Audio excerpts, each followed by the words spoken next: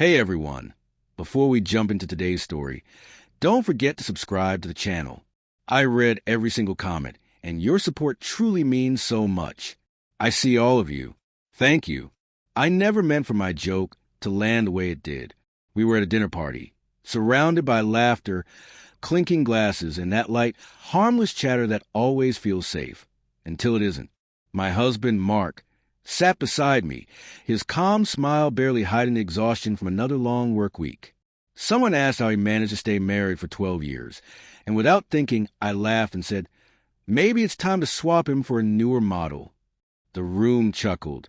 I expected Mark to roll his eyes or throw out a dry remark.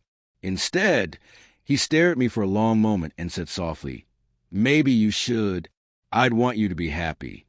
The laughter vanished instantly. You could almost hear forks hitting plates. My stomach twisted. I plastered on an overly wide smile, pretending it was all in jest, but the warmth that usually existed between us was gone. The rest of the night became a blur. People changed topics, poured more wine, and I laughed louder than usual, trying to drown out the gnawing shame inside me. When we got home, Mark barely spoke. He hung his jacket, loosened his tie, and went straight to the bedroom.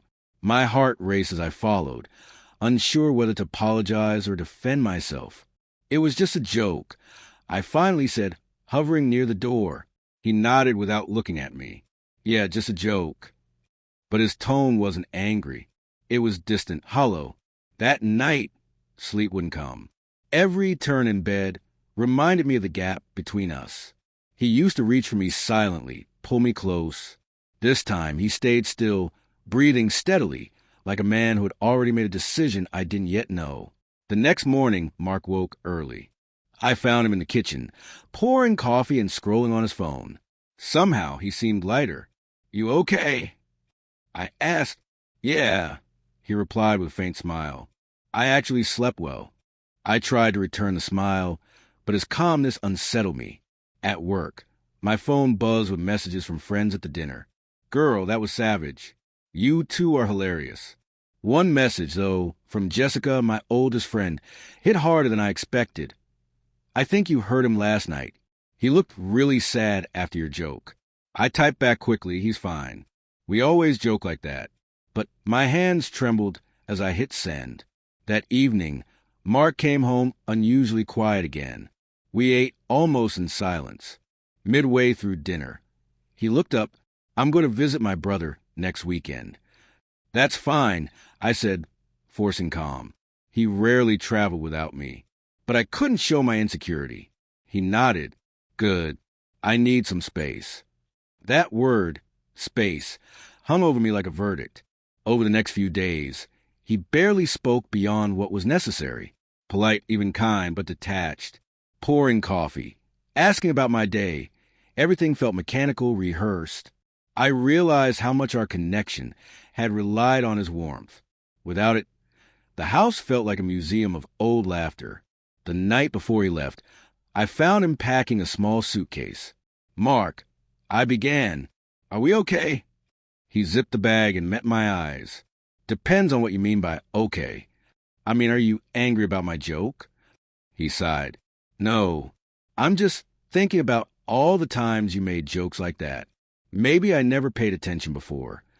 I opened my mouth to protest, but no words came. He continued. Over the years, teasing became your shield, a way to mask insecurity with humor. I kept telling myself you didn't mean it. But last night, for the first time, I wondered if you did. There was a quiet pain you never intended to cause. After he left the next morning, the silence in the house felt heavier than ever.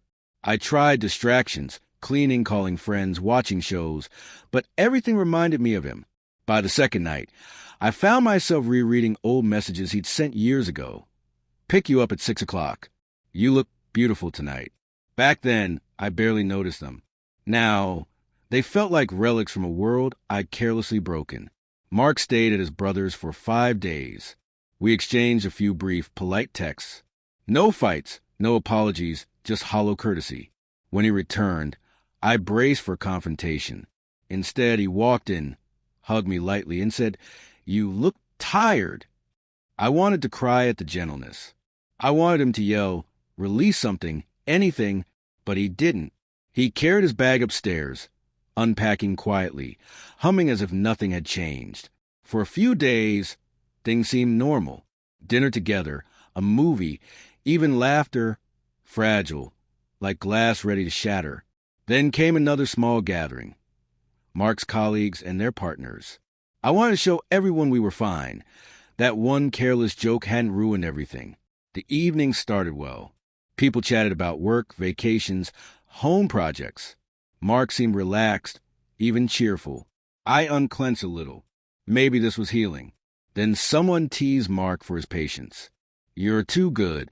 I'd lose my mind if my husband forgot our anniversary, like you did last year. He chuckled. Oh, I've learned patience the hard way. Polite laughter. Then one man looked at me. I remember your joke from last time. The swapping thing. Any new ones tonight? All eyes shifted to me. My throat went dry. I tried to laugh it off, but Mark spoke first. Actually, I do have one, he said calmly. All eyes on him. He continued. You know, Emma joked about swapping me for a newer model a while ago. I told her she could, if it made her happy. Why didn't I say it before? If a man truly loves his wife, he never jokes about replacing her. Love isn't a competition. But if a woman jokes about replacing her husband, maybe she's forgotten he is a model. He's the one who built the life she's standing on. The room fell silent. No shifting chairs, no awkward coughs, just quiet. He didn't sound cruel. He didn't raise his voice. The calm truth struck harder than any argument could. My face flushed. My smile faltered. Every heartbeat echoed in the stillness. Someone tried to change the subject, dessert, but the energy had shifted. Every glance felt like pity, not for him, but for me. Later, I sat in the car, staring out the window. Mark moved through the house as if he'd accepted something I still hadn't. I followed him into the living room. That was cruel, I said quietly. Cruel? He asked, surprised. I only said the truth. You embarrassed yourself. He sighed, setting down his phone. Emma, you weren't embarrassed. I reminded you that words matter, especially from someone you love.